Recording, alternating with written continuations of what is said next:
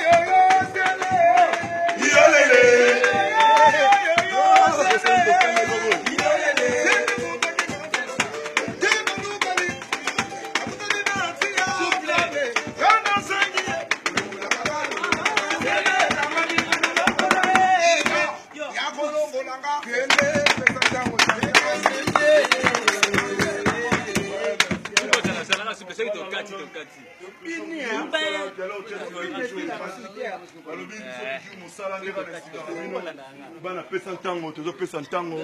et puis tozo répéter bien mambu tozo toujours tozo répéter travail squelette 42 n'expliquera bino bana Londres Ibrahim Yanzambe leader na ngai voilà quoi tozo to travailler boulot quoi bana Londres yangoyo Tony Twingi le Golgan Salon José Mampuya ser nanga kwani na Londres José Mvemba de London bino tuba na Londres tolinga bino trop avec bien mambu tous ensemble on est ensemble ma gloire mbinga on est ensemble nous sommes toujours au boulot tozo bandela kaka 2018 angoyo to coach asumo ba place sika yango to beta no ba plan biso et puis ba place sika boyo kango po biso to message ko créer donc tout ça na dictionnaire ya banzembo ya ba cri